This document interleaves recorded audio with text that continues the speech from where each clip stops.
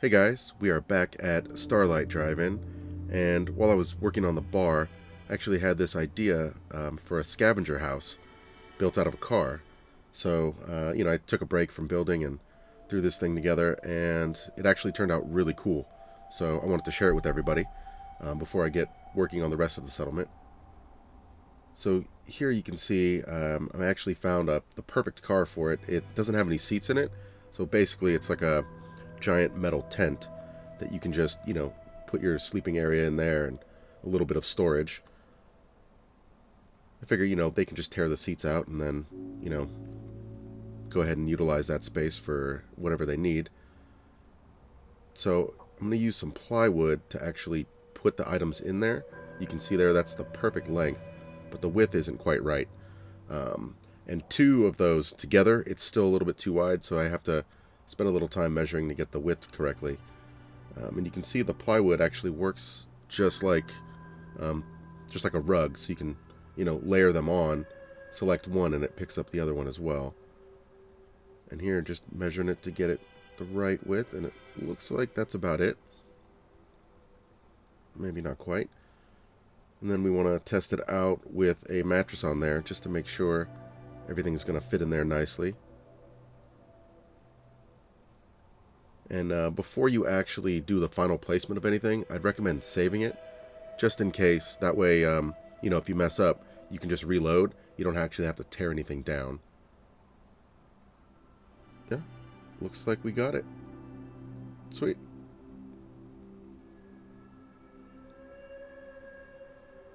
So now that we have everything placed on the plywood, we can just go ahead and use the pillar to position the plywood in place. Now, another reason you want to use the plywood is it keeps you from having to place everything individually with the pillar glitch and, a rug or something like that. It also breaks up the texture, adds a little bit more color to the interior there, and kind of increases the scrappiness of the whole project. I think it looks a lot better. Yeah, looks pretty good. So next we're going to want to put a platform across the top. Kind of increases the living space, a little bit of storage, a better vantage point for, keeping an eye out on things.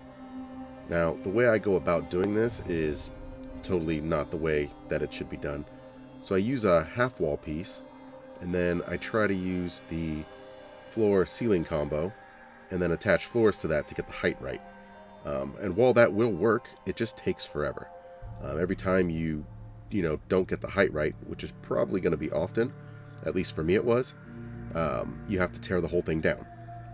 It's just a big waste of time. So you can see here, I snap that floor piece on and then get one of the smaller pieces, and it's not quite the right height, so I got to redo it. So this is the way I should have been doing it the whole time. Build the floor, then use the pillar to select all. That way you can adjust the angle and the height as you go. You don't have to stop and rebuild. And you can see here I'm using the wooden pillar on the right side there to get the height right, and also the seam there in the center, just so I know exactly where I'm placing it. Just have to add a couple of pillars there for some support. And now I like to have them so they don't stick through the wood at all. I just think, personally, I think that looks better. And then just add the other one over here, use the outline to line it up. Now I'm not going to show you all four of the pillars, just these two over here. Get those in place, and then we should be ready to move on.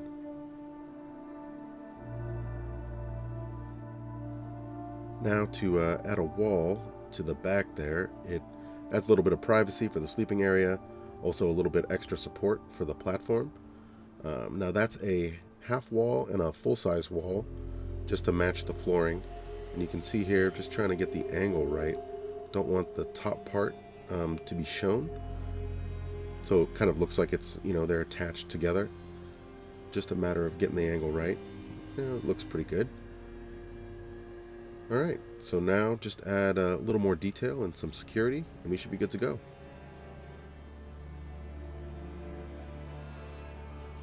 So we're going to add a turret here in the slot in the trunk, and we're just going to use the pillar as well as the rugs to get the angle and the height right. And I'm actually going to leave one of those rugs in I wasn't sure whether removing it would jump the turret up or down, and I really like the placement there, so I'm just going to leave it. I'm going to cover it up with some of the sandbags. I really like adding sandbags to my turrets. Keeps them from moving around when they're firing. It looks really cool and secure. Plus it fits in with the world really well. So just going to throw a couple of rugs down and use the pillar to get the angle and the placement right. And the nice thing about using the rugs is if you get the angle wrong, you can always just adjust it a little bit, like I do here. Just lining it up with the bumper, alright? And then just add a few more sandbags, and I think we're going to be done. So here we are at the final tour.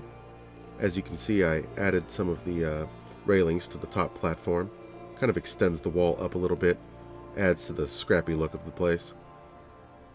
And here are the sandbags. A little more security never hurts. Of course, you can see the turret clipping with them a little bit, but it's fine. Here we have man's best friend. Gotta have a dog with you during the apocalypse. I'm really happy with the way this turned out. Looks so good. Got a rainwater barrel there, and some comic books here in the sleeping area. Of course, we have a cooking station. Gotta eat.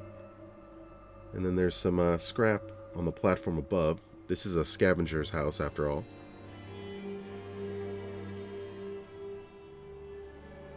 So you can see here a little bit of decoration. Got a makeshift battery and some chem making supplies. Some bobby pins there on the box. And of course a few tools on the table, along with some chems and a little alcohol. Sweet. Well, if you enjoyed the video, go ahead and leave a like. If you want to be notified when my next video goes live, don't forget to subscribe. I think I'm going to continue working here in Starlight for a little bit before I move on to Oberland Station for a Minuteman settlement. I look forward to seeing you guys in the next video, and until then, enjoy your time in the Commonwealth.